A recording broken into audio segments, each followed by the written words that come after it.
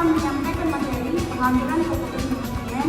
Mata kuliah ini diampu oleh Bapak Dr. Wasito SPSSI, Program Studi Manajemen Fakultas Ekonomi Bisnis Universitas Pasundan, Bandung.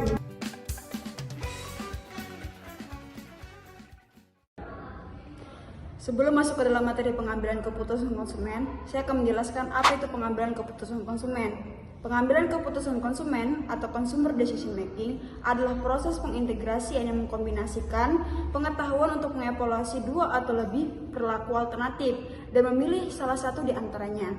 Hasil dari proses pengintegrasian ini adalah suatu pilihan yang disajikan secara kognitif sebagai keinginan berperilaku. Selanjutnya saya akan menjelaskan tujuan dari pengambilan keputusan konsumen. Dari sudut pandang konsumen, tujuan pengambilan keputusan melibatkan upaya untuk memenuhi kebutuhan dan mencapai tujuan pribadi mereka.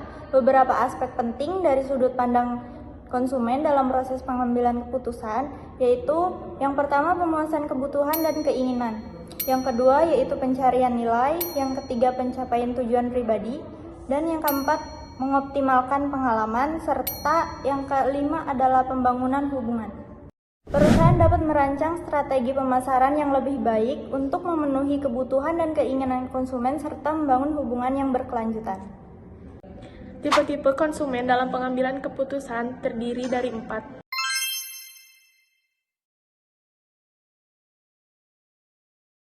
Yang pertama yaitu pengambilan keputusan secara luas atau extended problem solving, yaitu suatu proses pengambilan keputusan di mana pelanggan tersebut menentukan waktu yang cukup besar untuk analisis alternatif yang tersedia.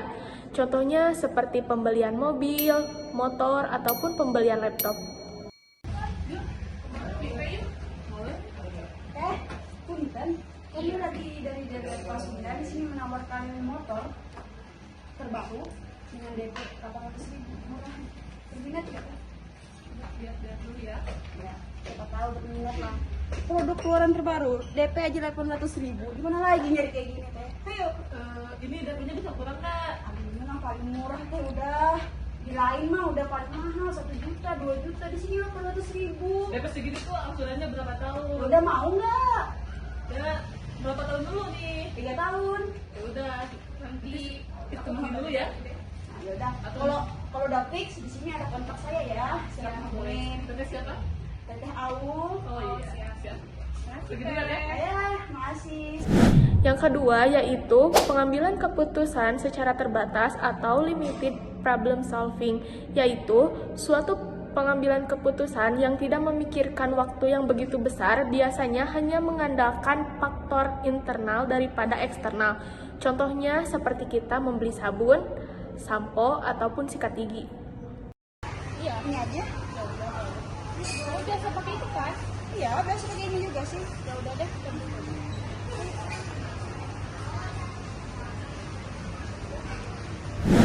Yang ketiga yaitu pembelian tak terencana atau impulse buying. Biasanya seseorang membeli produk secara spontan karena melihat barang tertentu. Contohnya seperti kita membeli permen yang berada di dekat dengan kasir. Yang keempat yaitu pengambilan keputusan secara kebiasaan atau habitual decision making. Ada 2 kesetiaan, yang pertama yaitu kesetiaan produk, yang kedua ada kesetiaan toko. Kesetiaan produk di mana seseorang menyukai dan konsisten untuk membeli produk tersebut, sedangkan kesetiaan toko yaitu suka mendatangi toko tersebut untuk melakukan pembelian. Dalam proses pengambilan keputusan dibagi menjadi 2 faktor, yaitu faktor internal dan faktor eksternal. Di sini saya akan menjelaskan faktor internal yang dapat mempengaruhi dalam proses pengambilan keputusan. Yang pertama yaitu usia dan siklus hidup. Pada saat usia anak-anak, mayoritas pengambilan keputusan dilakukan oleh orang tua dalam menentukan apa yang akan dikonsumsi. Akan tetapi seiring dengan proses pendewasaan, kita dapat menentukan nilai ekonomis dengan proporsi yang lebih besar. Sebaliknya, jika kita sudah lanjut usia, kemungkinan pengambilan keputusan akan dilakukan oleh anak kita. Contohnya, konsumen single akan berbeda dengan konsumen yang sudah mempunyai pasangan, serta konsumen yang sudah mempunyai anak akan berbeda juga dalam proses pengambilan keputusan. Yang Yang kedua yaitu motivasi. Motivasi yaitu suatu pendorong yang menyebabkan seseorang melakukan sesuatu. Dalam perilaku konsumen, motivasi merupakan penggerak di balik setiap keputusan untuk pembelian saat konsumen secara aktif mencari sesuatu untuk memenuhi kebutuhan dan keinginan, untuk memuaskan kebutuhan dan keinginan tersebut. Contohnya, pada saat konsumen ingin mencapai titik equilibrium, mereka akan merestock barang yang sudah cocok dengan produk yang mereka pakai. Sedangkan jika konsumen ingin mencapai titik improvement, mereka akan mencari atau membeli produk baru dengan mencari produk yang lebih bagus. Yang ketiga yaitu persepsi atau cara kita bersudut pandang. Pengalaman seseorang dapat berpengaruh terhadap perilaku konsumen. Contohnya, pelayanan sebuah restoran akan menjadi sebuah poin penting dalam proses pengambilan keputusan.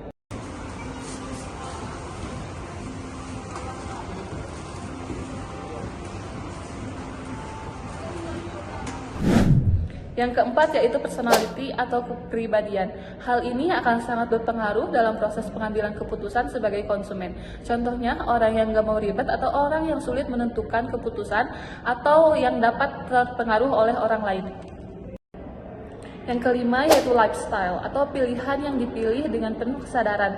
Contohnya, seseorang yang ingin melakukan pola hidup sehat, dia akan memilih produk yang dapat menunjang kesehatan mereka lebih baik. Yang keenam yaitu keyakinan dan sikap. Hal ini juga akan mempengaruhi dalam proses pengambilan keputusan. Contohnya, McDonald di India yang tidak menyediakan pilihan menu daging sapi dalam restoran mereka.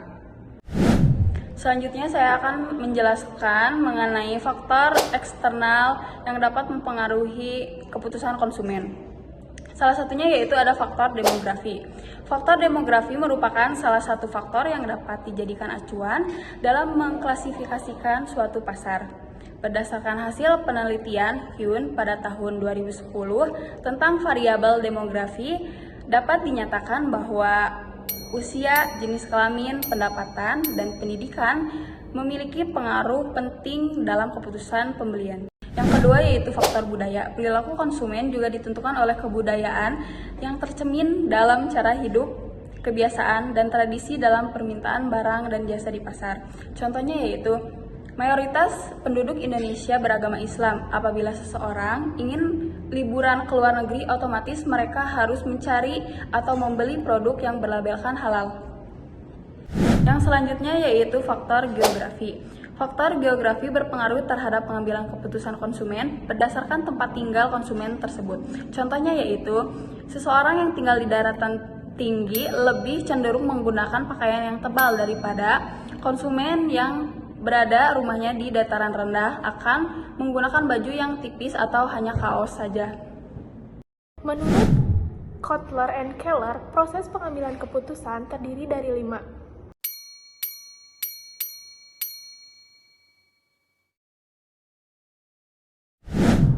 Yang pertama yaitu pengenalan masalah, proses di mana konsumen mulai menyadari akan kebutuhan atau keinginan yang perlu dipenuhi.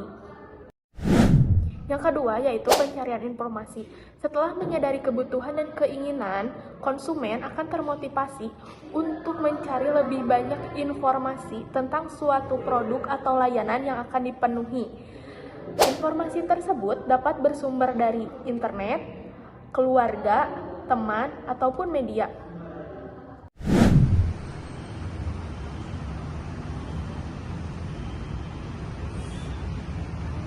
Tumbennya Bandung panas, biasanya nggak sepanas ini deh.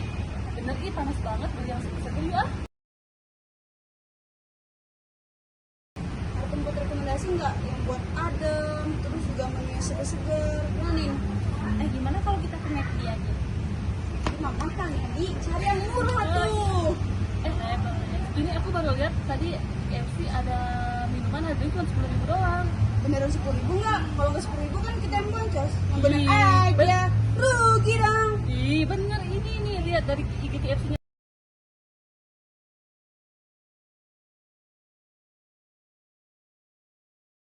Langsung. Boleh deh di situ. 10.000 gimana? Bener? Kan di belakang ini juga kan KFC? Iya, itu di sana kan. Oh, yaudah, ayo. Yang ketiga yaitu evaluasi alternatif. konsumen mengevaluasi berbagai alternatif yang tersedia berdasarkan harga, kualitas, fitur, atau kebutuhan mereka. Ini gak sih? Kayaknya enak deh, ada varian baru. Tapi aku pengennya yang ini, lebih murah. Nanti kalau ini, case-nya bakal kurang. Terus ini lebih segar gak sih? Ya udah deh, beli ini aja gak sih? Ya udah, pesen ini aja. Enggak. Iya.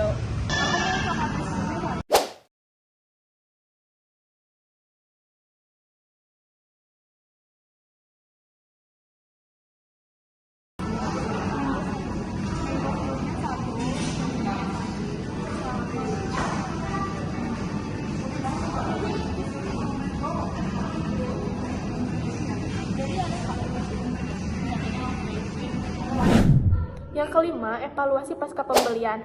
Setelah pembelian, konsumen mengevaluasi keputusan pembelian. Konsumen bisa merasa puas atau tidak puas tergantung dari pengalaman mereka pada produk atau layanan. Evaluasi ini dapat mempengaruhi pembelian di masa depan. Enak gak sih? Seger banget. Coba ini nih.